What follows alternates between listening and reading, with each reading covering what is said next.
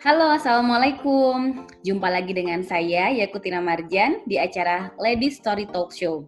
Menghadirkan kisah-kisah inspiratif wanita, pahami wanita untuk pahami dunia. Kali ini kita akan menghadirkan narasumber dari womanpreneur, woman entrepreneur, di mana beliau memiliki bisnis di bidang fashion dan kuliner. Nah, seperti apa kisahnya, seperti apa prosesnya? Kita akan langsung diskusi dengan, kita panggil aja Mbak ya, Mbak Ayu Mega, biasa kita panggilnya Ayumi, seperti itu. Seperti apa serunya perbincangan kita, langsung aja kita panggil Mbak Ayumi. Halo, selamat pagi. Assalamualaikum warahmatullahi wabarakatuh, Mbak Ayumi. Ya, sebelum kita mulai ke acara talk show-nya, mungkin kita bisa memperkenalkan diri terlebih dahulu. Silakan Mbak Ayumi. Oke, halo semua, Assalamualaikum. Kenalkan, saya Ayumi, atau nama lengkap saya Ayu Mega. Kebetulan sekarang usia saya udah 30 plus. Saya juga punya bisnis. Ya sih, saya punya bisnis di Surabaya yang bergerak di bidang perempuan ya, karena saya juga satu pecinta fashion dan juga pecinta kuliner. Jadi dua hal itu bisnis yang saya gelutin di Surabaya. Saya sudah tinggal di Surabaya dan juga sudah kuliah di Surabaya, jadi saya bisa dibilang sih arek Surabaya, seperti itu.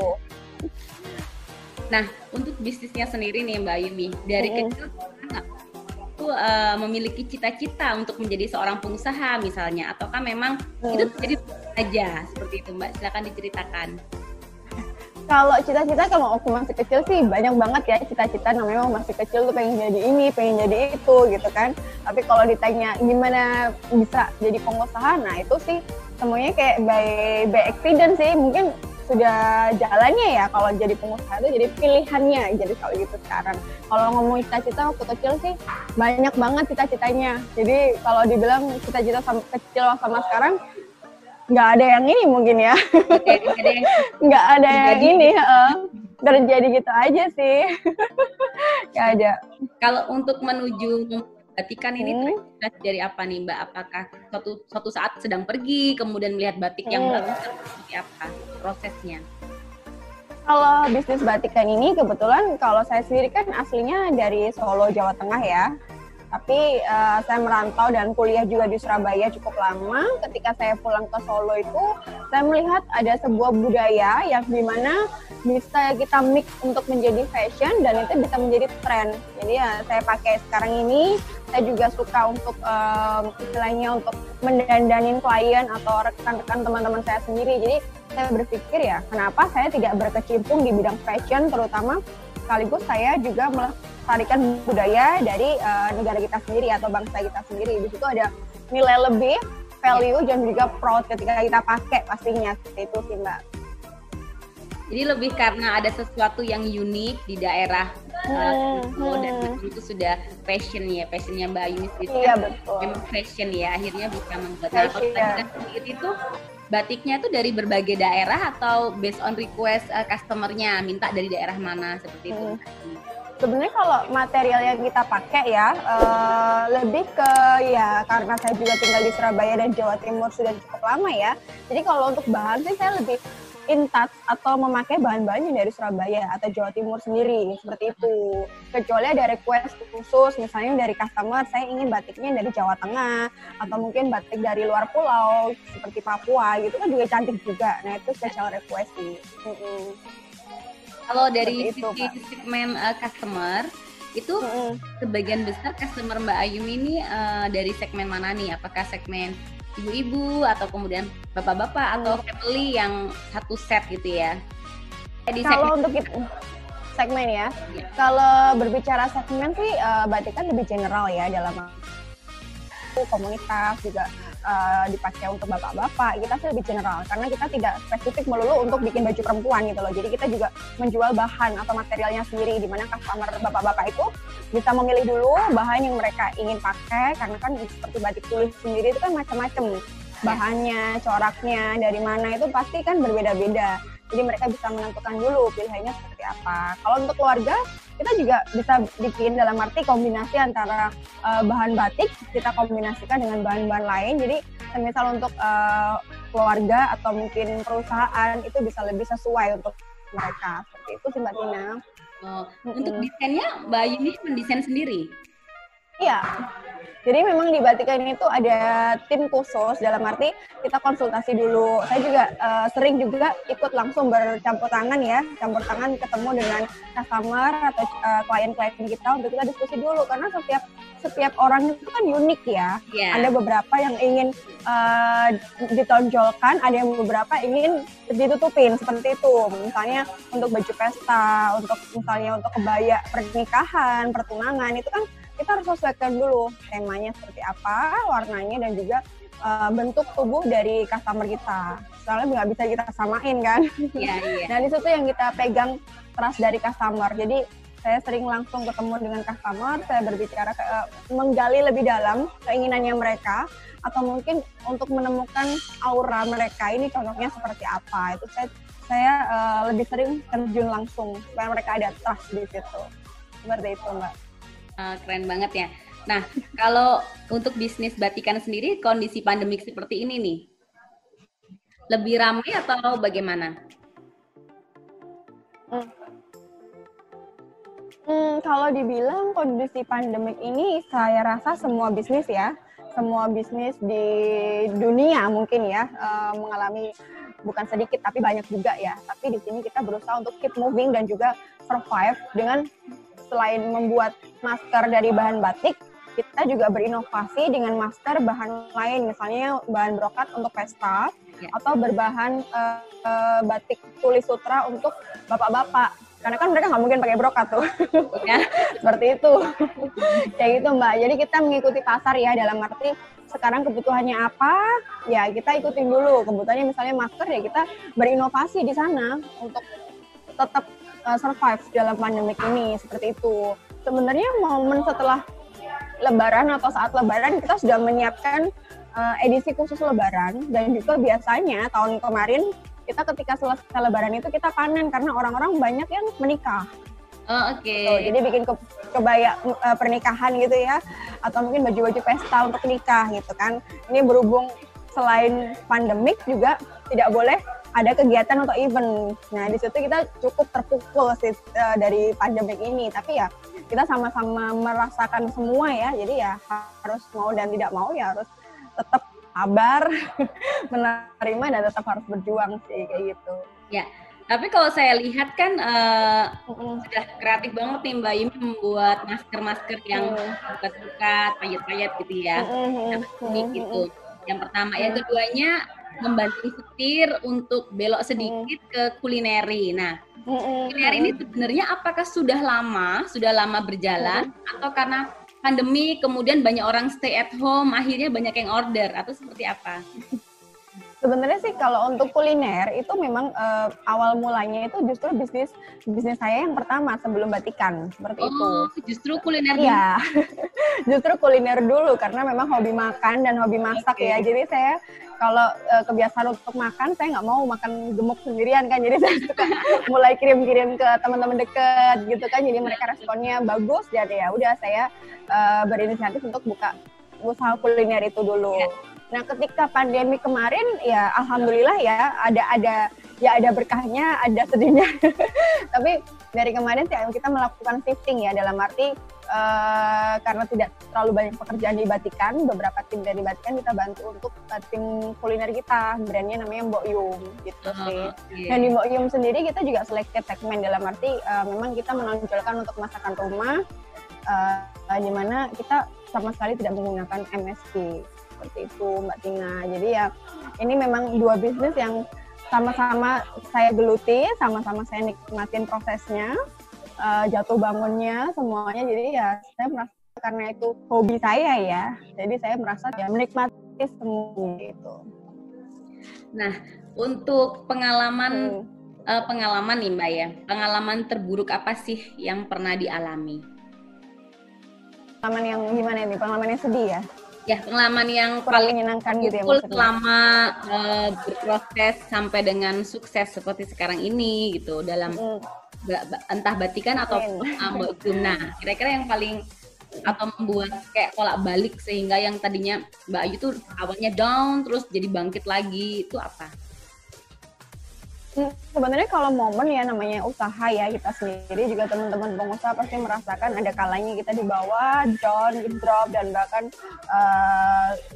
stres, tapi masih ada gitu ya. Tapi kalau momen yang paling membuat saya down itu kalau di bisnis kuliner, waktu awal-awal tuh banyak komplain dari customer, bukan dari taste-nya, bukan dari rasanya, tapi dari segi manajemen waktu. Itu awal-awal tuh komplain customer luar biasa, dan itu buat saya down karena sempat kayak pengen udah ini kayaknya bukan bisnis yang bisa aku lakuin deh. Tapi dari situ justru saya belajar untuk manajemen waktu, karena kan kuliner ini sendiri sebelum pandemi kemarin ya, kita kan fokus untuk ke corporate, event-event corporate gitu kan. Kita belum sih kalau untuk event wedding, catering wedding gitu kita belum berani ya. Tapi kalau event-event corporate di mana pressure-nya itu lebih berat, lebih bener-bener terpressure banget, karena kan kalau untuk corporate kita harus ada on time ya dalam pengiriman, penyajian segala macam. Nah di situ awal-awal banget buka sangat banyak komplain dari perusahaan ini itu sempat bikin saya down dan sempat bikin saya untuk menyerah gitu loh. Gitu. Tapi tim saya sendiri yang menguatkan bahwa, dan saya akhirnya belajar bahwa itu bukan untuk sesuatu yang kita menyerah, tapi dari situ kita belajar untuk lebih memanajemen waktu, gimana mengatur waktu yang seharusnya jam segini ya kita tarik mundur, harus lebih efisien jam segini, seperti itu. Itu dari kuliner sih.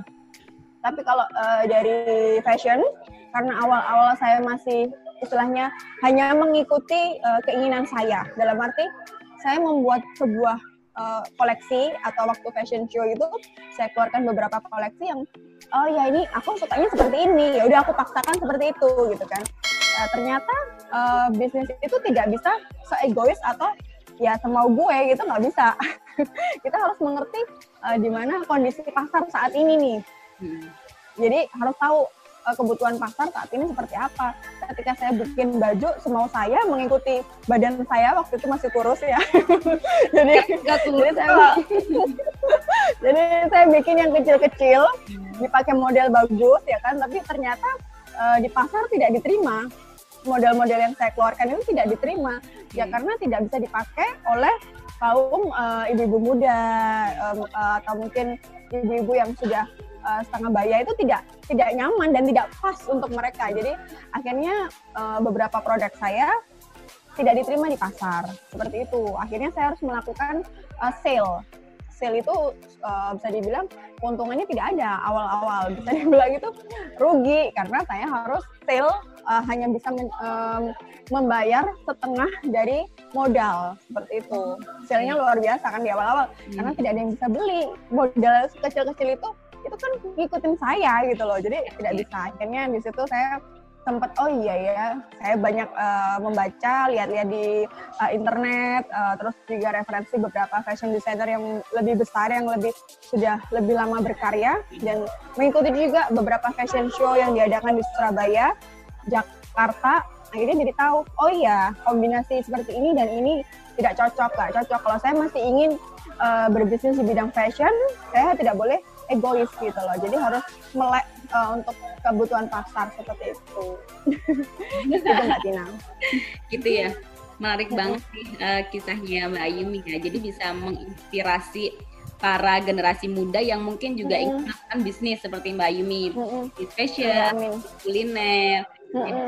Acara ini memang kita sajikan untuk para ibu-ibu, para mahasiswi di luar sana untuk bisa berbagi. Nah, sekarang pertanyaan terakhir nih Mbak, apa sih pesan-pesan nih kepada para generasi muda yang mungkin kedepannya ingin menjadi seorang pengusaha seperti Mbak Ayumi? Jadi pesan-pesan bukan hanya untuk adik-adik mahasiswi ya, tapi juga untuk ibu-ibu mungkin yang di rumah atau siapapun lah, perempuan-perempuan hebat di Indonesia ini yang ingin berkarya atau ingin punya penghasilan sendiri, ingin jadi pengusaha, tapi ya jangan melihat pengusaha itu harus sesuatu yang besar, sesuatu yang sudah brilian, tapi kita harus memulainya itu dari dari niat, bahwa niat misal kalau kita punya keluarga kita bisa menghidupi mereka, atau misal kalau kita sudah punya niat atau mungkin tujuan untuk misalnya pengen mensejahterakan beberapa karyawan, pengen punya ini, kita nggak apa-apa, kita list dulu aja, tapi kita harus memulainya dengan niat. Gimana kita kalau udah niat, insya Allah pasti ada jalan, dan jangan lupa untuk berdoa, kayak gitu sih Mbak. Dan yang paling penting dalam usaha itu kita harus menemukan apa yang kita inginkan atau apa yang kita sukai gitu loh. Dalam arti ketika kita melakukan semua yang kita sukai, apa yang semua yang kita inginkan, semua itu tidak akan menjadi beban gitu loh. Apalagi ibu-ibu yang rumah tangga bingung nih, kan nggak ada modal, saya nggak punya apa tuh, misalnya mau bikin kue-kue, saya nggak punya peralatan yang cukup, mau bikin masakan juga bahan-bahannya pasti mahal ya, gitu kayak gitu pasti ada kendala. Jadi ketika bisnis itu kita mulai dengan kata tapi pasti tidak akan berjalan, tapi ketika kita mulai dengan kata bagaimana, nah itu pasti semua akan berjalan seperti itu. Jadi kita mulai aja dari yang kecil. Kalau let's say kita nggak punya mau bikin kue kering gitu kan, nggak punya ovennya yang mahal, yang listrik atau gimana, kita bisa mulainya dulu dari oven yang kompor atau gimana. Pokoknya niat aja dulu, tapi bagaimana cara kita mengatasinya. Seperti itu sih. Terus juga adik-adik mahasiswi yang pengen bisnis tapi nggak tahu bisnis apa gitu kan, yang kita pakai dulu aja, atau mungkin yang kita hobi, kalau belum ada modal kita bisa ikut reseller. Jadi kan jualan dulu lewat online atau apa, yang jualan gambarnya dulu nggak pakai modal, seperti itu bisa, selama ada niatnya pengen sukses, pengen besar, pengen bisa. Dan jangan lupa untuk mengikuti atau melihat pengusaha-pengusaha lain yang lebih besar, cara-caranya mereka, kisah-kisahnya mereka untuk sukses itu boleh untuk dilihat, diamati, ditiru, jangan lupa dilaksanakan. Jadi jangan cuman ya. Iya, jadi kalau pakai media sosial boleh-boleh saja, tapi jangan kebanyakan lihat akun-akun gosip yang akhirnya kita waktunya nggak faedah, karena kebanyakan ngeliat akun-akun kayak gitu kan akhirnya cuma jadi nyinyir atau jadi netizen julid kan. Jadi kita harus ikutin, misalnya ada Instagram untuk akun-akun yang masak-masak atau apapun itulah, dicoba dipraktekkan. Siapa tahu dengan modal hanya handphone aja, di foto terus di-share, banyak teman-teman yang order atau yang pengen beli kayak gitu kan, kita sudah mulai jadi pengusaha seperti itu. Kayak itu Mbak Tina. Oke. Makasih banget ya Mbak Yumi atas waktunya. Sama-sama Mbak Tina. Sangat inspiratif. Semoga kita semua wanita-wanita hebat di Indonesia juga terinspirasi oleh Mbak Yumi. Amin. Sukses selalu Mbak Tina. Juga buat Mbak Yumi, buat Mbak Tika, buat Mbak Jum semuanya. Iya, sama-sama Mbak Tina. Mbak Yumi. Waalaikumsalam.